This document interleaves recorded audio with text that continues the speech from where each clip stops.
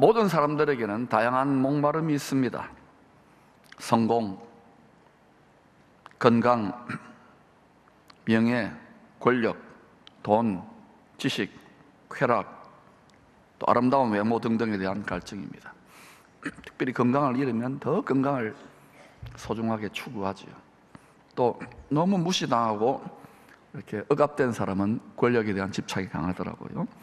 또 실패를 많이 한 사람은 꼭 성공해야 된다는 거기에 목숨을 걸지요. 또 너무 찢어지게 가난한 분들은 또 돈, 너무 못 배워 서러운 분들은 자식에게 박사까지 시키려고 안간힘을 쓰더라고요. 이런 목마름을, 이런 갈증을 이 시대의 현대인들, 특별히 난다긴다 하는 극소수의 천재들은 AI 기술, 로봇 공학, 유전자 편집 기술 등등을 통해서 해소해 보려고 하는 움직임들이 굉장히 빠르게 가속적으로 진행되고 있습니다. 이런 분야의 전문가들은 약 20년 후에는 인공지능과 로봇이 지구상의 모든 사람들의 역량을 뛰어넘는 특이점, 싱귤레리티에 도달할 것을 예측합니다. 그래서 어떤 분들은 이 인공지능 AI나 로봇이 그 시즌에 가면은 인류를 위협하는 가장 강력한 라이벌이고 이게 재앙이 될 수도 있다, 이렇게 경고까지 해요. 그 경고하는 분들도 그걸 또 개발해요. 이게 역설인 거예요. 이 방향은, 이 트렌드는 멈출 수 없습니다. 이미 브레이크가 고장난 그런 자동차처럼 질주해 가고 있어요. 더 빠르게. 왜? 경쟁에서 뒤질 수 없잖아요. 근데 언젠가는 이 질주가 한번 멈췄다가 새롭게 그리스도께서 왕노릇한 나라가 펼쳐질 줄로 믿습니다. 며칠 전에는 여러분 다 뉴스를 접했을 것인데 미국의 식품의약국 FDA에서 사람의 뇌, 살아있는 뇌에다가 신경칩을 삽입하는 기술을 승인받아서 최초로 시도했다고 합니다.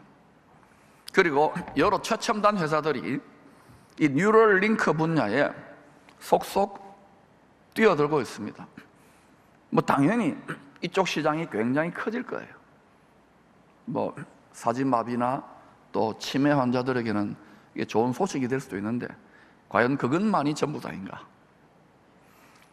심지어는 여러분, 사람을 핸드폰처럼 수많은 정보, 지식, 데이터를 주고받을 수 있는 트랜스휴먼, 핸드폰 인간으로 재창조해 보려고 하는 이 연구도 활발하게 지금 진행되고 있습니다. 이런 과학, 기술, 지식의 폭발적인, 혁명적인 발전을 통하여 사람의 간절한 목마름, 타는 목마름, 그리고 평안하고 안전한 미래가 보장이 될 수 있을까요?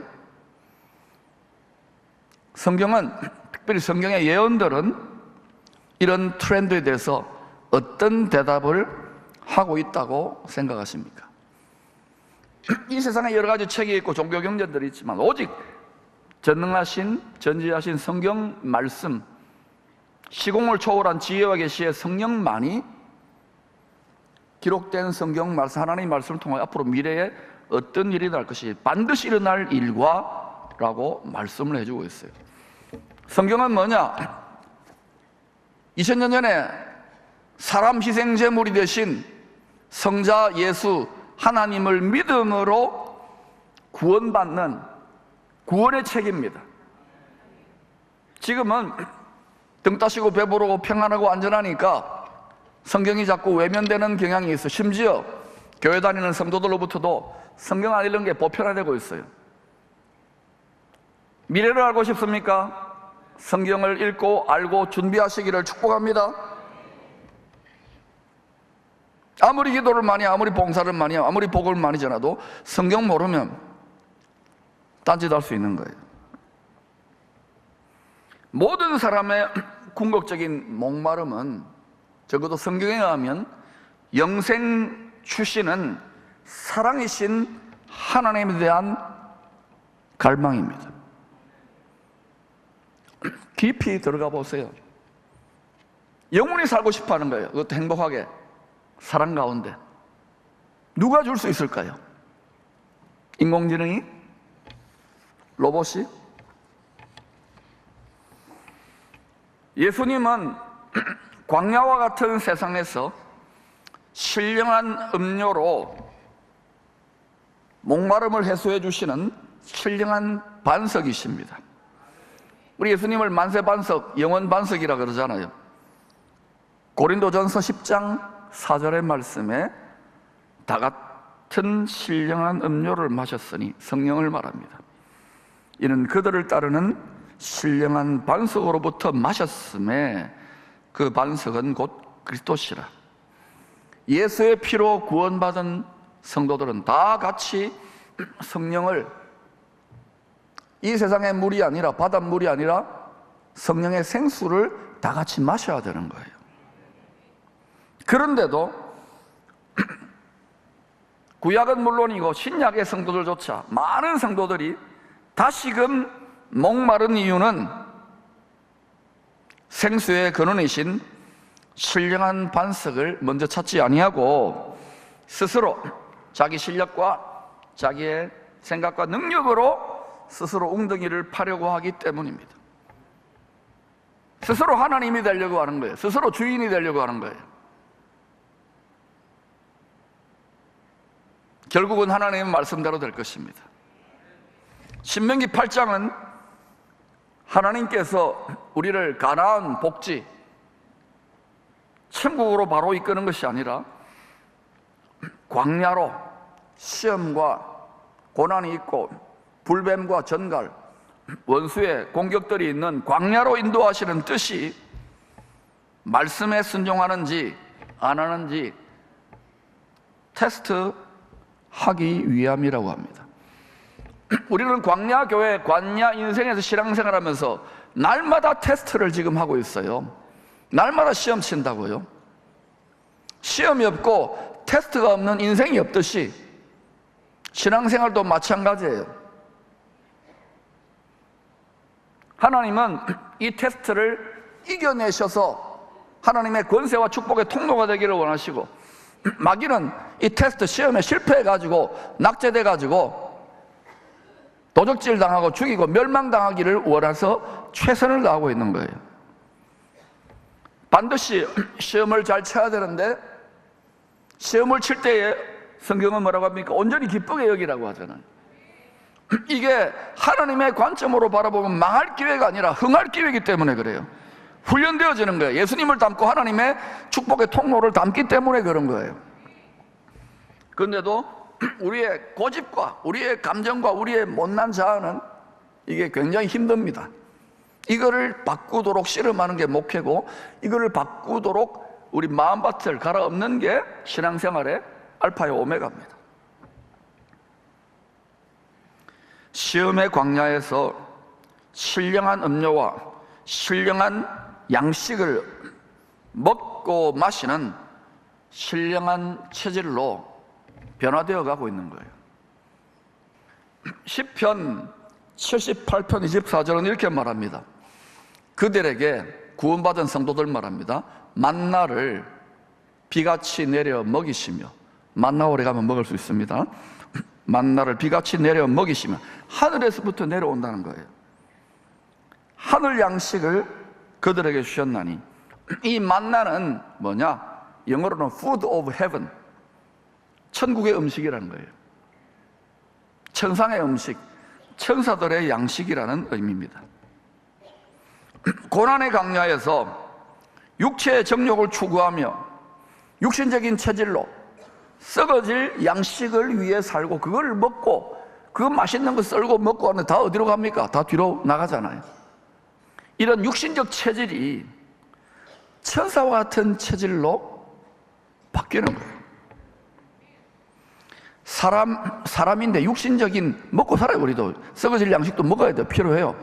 좋은 거 먹어야 돼요. 그런데 사람 천사와 같이 신령한 체질로, 영적인 체질로 변화가 일어나면은요, 변화가 잘 되어지면 그게 그냥 안 되잖아요. 육체를 따라서 회로가 작동되는데, 예수 믿어도 육체의 정욕을 추구하는 본성이 있는데, 이게 깨어지면서 설교만 가지고 됩니까? 가르침만 가지고, 이걸 깨어지면서 내 뜻대로 안 되는 광야의 체험을 하면서 어떻게 돼요?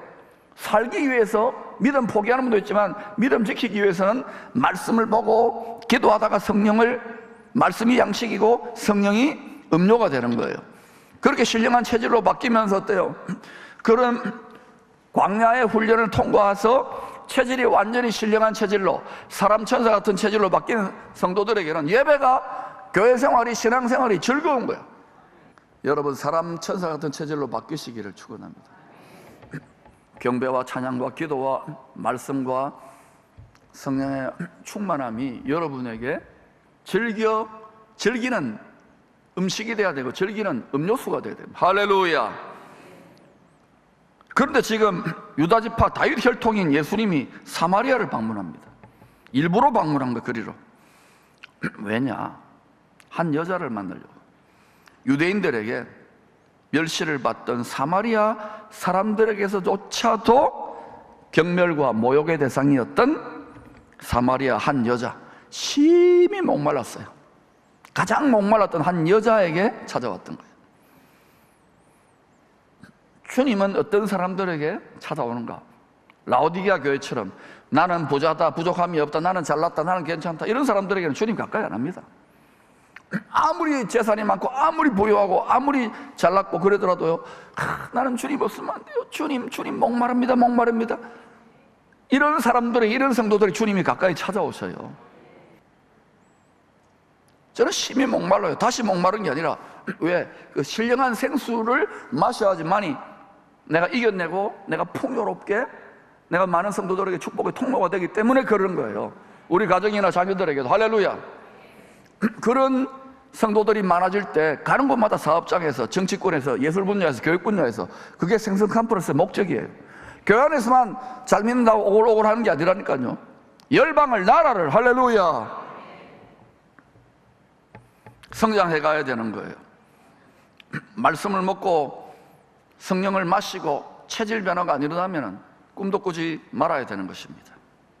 생수를 주시는, 생수의 근원 되시는 만세반석 예수님이 야곱의 우물가에서 마실 물 좀 달라고 이 멸시천대받던 가장 목마른 여인에게 물 길어 달라고 부탁을 합니다.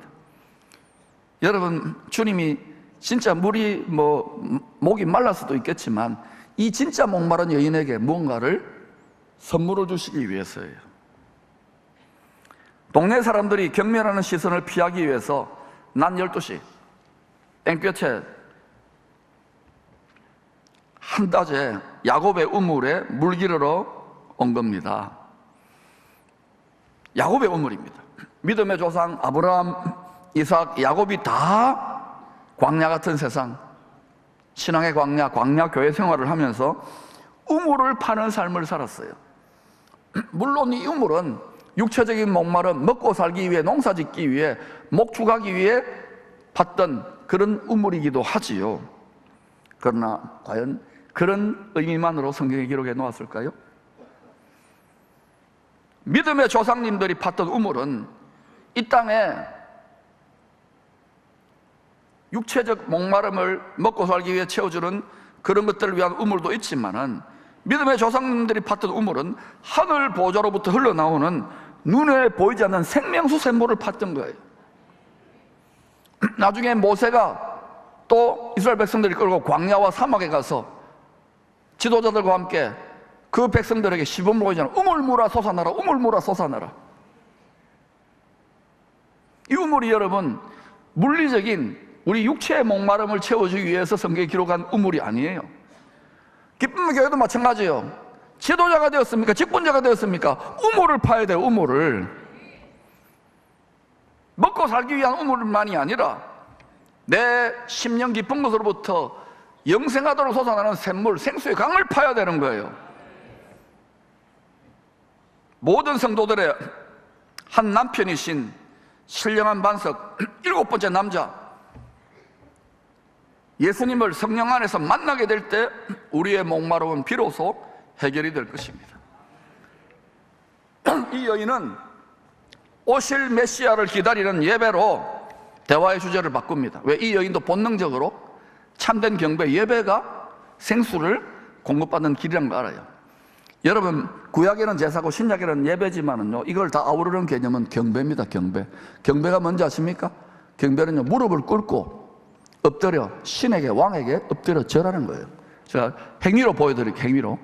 참된 경배는요, 이 세상에 다른 하나님이 아니라 성부, 성자, 성령, 자기 독생자를 아낌없이 우리를 위해 내어주신 성부, 성자, 성령 삼위일체 여호와 하나님께 엎드려 무릎 꿇고 엎드려 절하는 거, 복종하는 거예요. 이렇게 하는 겁니다. 영상 잡아주세요.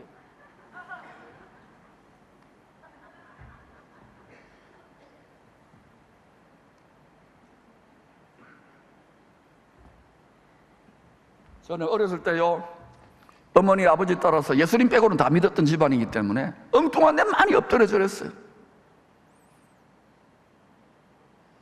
500년 동안 열심히 나라가 조상님들이 엎드려 절했는데 나라가 부흥했습니까? 망했습니까?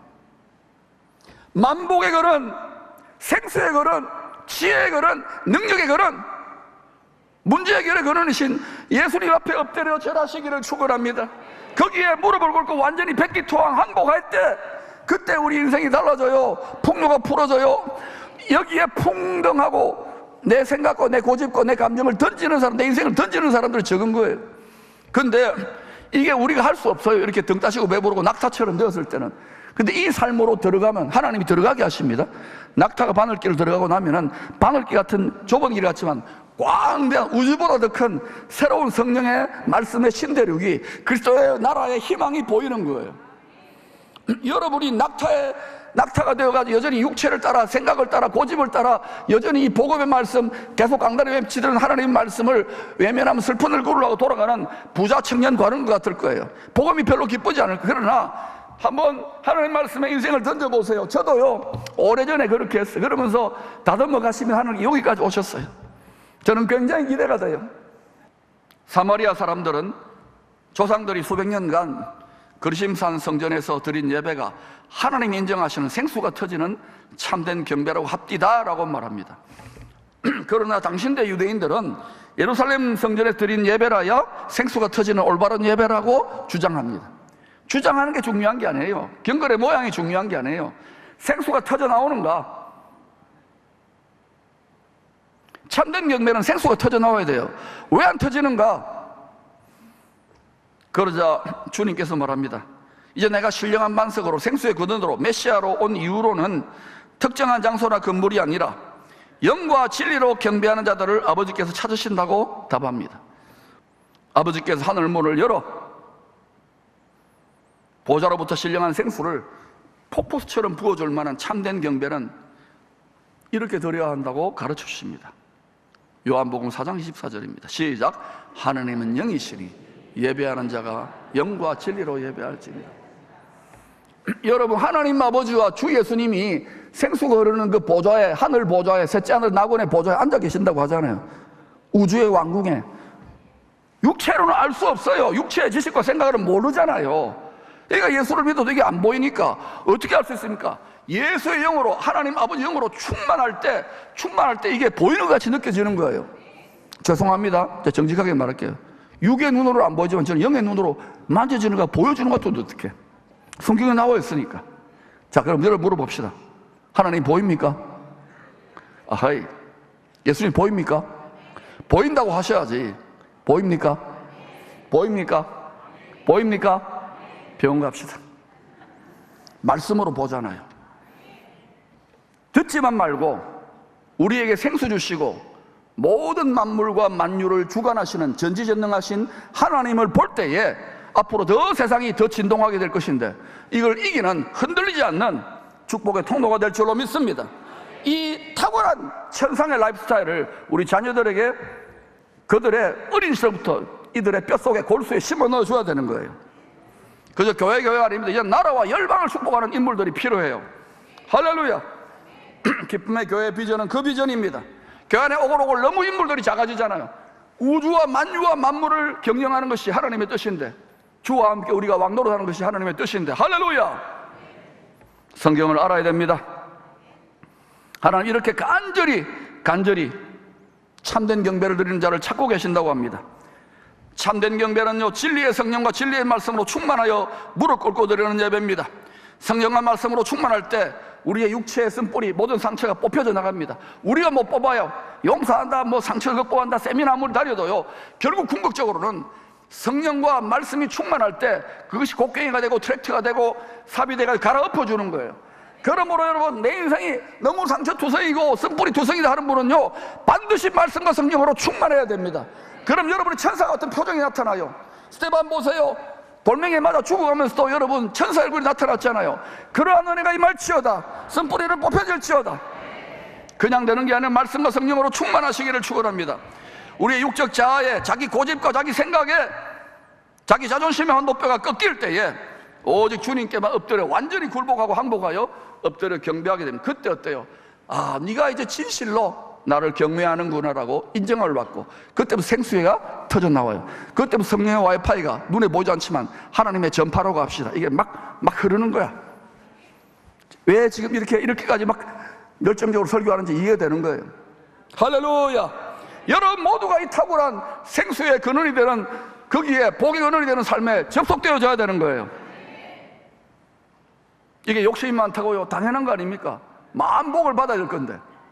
여러분 보지 마세요. 하나만 봐도 난 10,000가지, 10,000가지를 받아야 되겠어요. 왜요? 축복의 통로가 돼야 되잖아요. 심히 목말랐던 이 여인은 7번째 남자 앞에, 생수의 그런 앞에 무릎 꿇고 항복함으로 셋째 하늘의 낙원에서 부어지는 기쁨의 샘물을 마시게 됩니다. 더 이상 이 교회 저 교회, 이 목사 저 목사, 이 사람 저 사람, 이 설교 저 설교 헤매고 다니지 않습니다. 그 어린아이의 일이에요. 내게 부족함이 없으리로다.